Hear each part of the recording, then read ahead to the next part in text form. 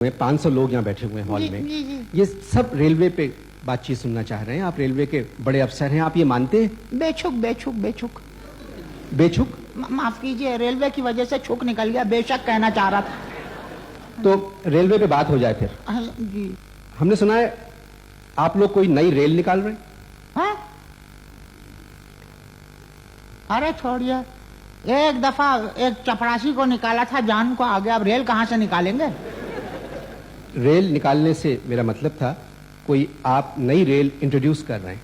अरे साहब देखिए, आइडिया पुराना था, उसको अमली पजामा बाद में पहनाया गया। अमली पैजामा नहीं, अमली जामा। उस जामे पे इतने लोग पाए गए थे कि मुंह से पैजामा निकल गया।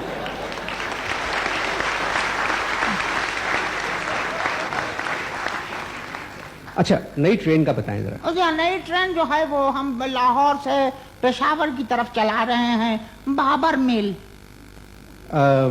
बाबर मेल, ये नाम? ये बाबर मेल रेलवे के वजीर ने ये नाम दिया था। मतलब क्यों? उन्होंने उसकी एक वजह बताई कि बाबर जो था वो खुद मेल था।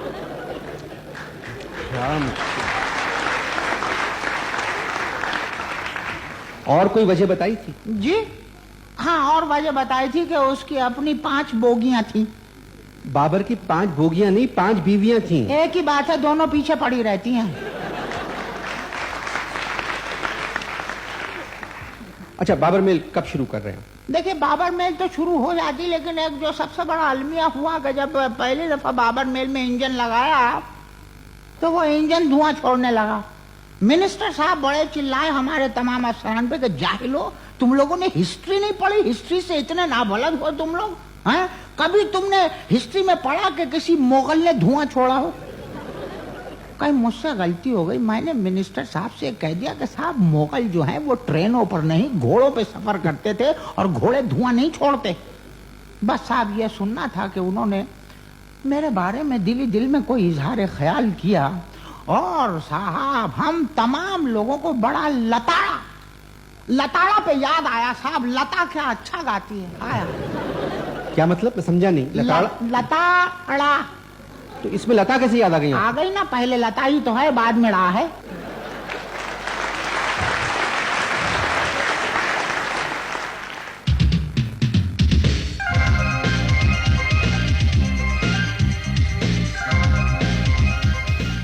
अच्छा, एक बात करो, रेलवे में रिश्वत चलती है?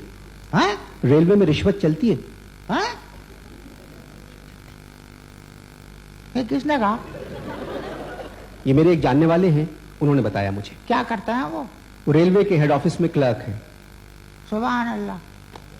इस दौर में भी रेलवे में एक शख्स तो ऐसा है जिसने सच्चाई का आलम उठा रखा है।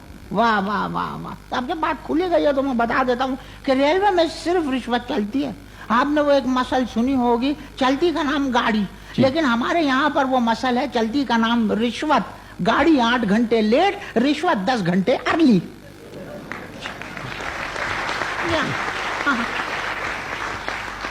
किसी हुकूमत ने ये रिश्वत वगैरह रोकने की कोशिश नहीं की?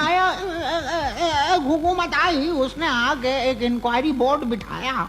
2 साल तक वो इंक्वायरी बोर्ड जो है अकाउंट चेक करता रहा रेलवे के, और उसके बाद फिर वो हुकूमत चली गई, एक नई हुकूमत आ गई और उस नई हुकूमत ने आके उस बोर्ड के ऊपर एक बोर्ड रख दिया। समझा नहीं। उस इंक्वायरी बोर्ड पे एक और बोर्ड बिठाया? जी हाँ। क्यों? भाई इसलिए कि अकाउंट चेक करते करते उनको रिश्वत की इतनी आदत पड़ गई थी कि वो किसी काम के ना रहे। इंक्वायरी बोर्ड वाले? जी हाँ। अब यानी हर बात पर रिश्वत 4 थे, वो 4। अब उनका कमाल देखिए कि एक दिन वो एक अफसर वहां पर गए, चपरासी ने कहा कि भाई चाय पी लीजिए, कहने लगे 20 रुपए दो तो पीऊंगा।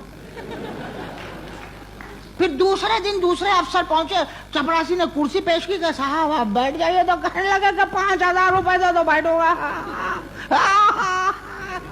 और उसके बाद पता क्या हुआ, उनको इस कदर आदत पड़ गई थी ये पैसे खाने की कि उन्होंने कहा कि भाई अब रेलवे में नौकरी कर ली जाए। तो उन्होंने रेलवे को एप्लीकेशन दी और किस्मत की यावरी देखी कि उन लोगों को रेलवे में नौकरी मिल भी गई, 4 को। एक पेशावर चला गया, एक शायद पिंडी में, एक लाहौर में, और चौथा कहाँ है? चौथा बड़ा खुश है। वो कौन है? चपरासी से चाय के 20 रुपए मैंने ही मांगे थे।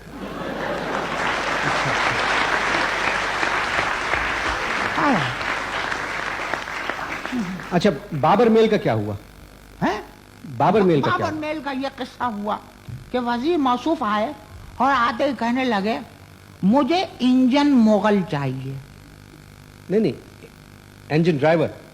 पहले हम भी पहले यही समझे थे कि ड्राइवर मोगल मांग रहे हैं, लेकिन उन्होंने कहा नो, आई वॉन्ट इंजन मोगल, नो मोर नो लेस।